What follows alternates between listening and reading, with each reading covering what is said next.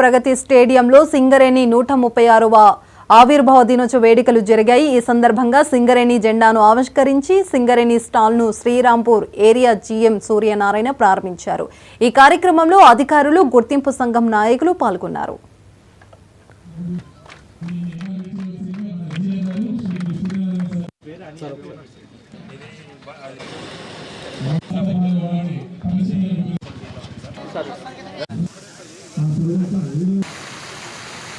బొగ్గు ఉత్పత్తిలో ప్రధాన పాత్ర పోషిస్తూ దక్షిణ భారతదేశంలోనే కీలకంగా మన విద్యుత్ ఉత్పత్తి రంగాలకు మన బొగ్గు సరఫరా చేస్తుంది।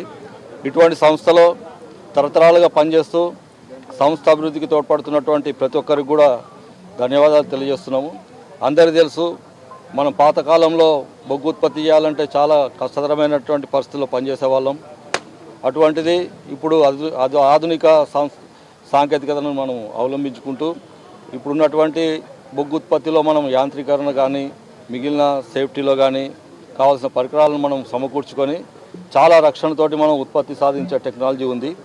అదేవిధంగా ప్రపంచ స్థాయిలో ఎటువంటి సాంకేతికత ఉన్నా కానీ అది ముందుగా భారతదేశంలో మనము ప్రవేశపెట్టాలంటే అది భారతదేశంలోనే సింగరేణి సంస్థలో దీన్ని సమర్థవంతంగా పనిచేస్తారని చెప్పే ఉద్దేశంతో విదేశీ సంస్థలు కూడా ముఖ్యంగా సింగరేణిలోనే ఏదైనా కొత్తగా వచ్చినటువంటి టెక్నాలజీ ఇంట్రొడ్యూస్ చేస్తున్నాయి।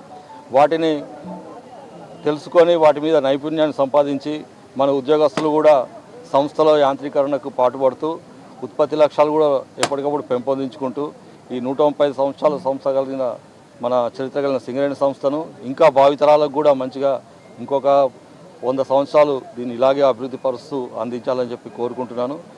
ఒక బొగ్గు ఉత్పత్తి రంగంలోనే కాకుండా మిగిలిన రంగాలకు కూడా విస్తరిస్తున్నాము। దాంట్లో ప్రత్యేకించి మనం విద్యుత్ ఉత్పత్తి రంగం, అలాగే సోలార్ విద్యుత్ శక్తి, అలాగే మిగిలిన పంప్ స్టోరేజ్ పవర్ ప్లాంట్స్, మిగిలిన రంగాల్లో కూడా విస్తరిస్తూ సింగరేణి సంస్థ ఒరిస్సాలోని నైనిగన్లో కూడా ఉత్పత్తిని ప్రారంభించబోతుంది జనవరి నుండి। బొగ్గు ఉత్పత్తి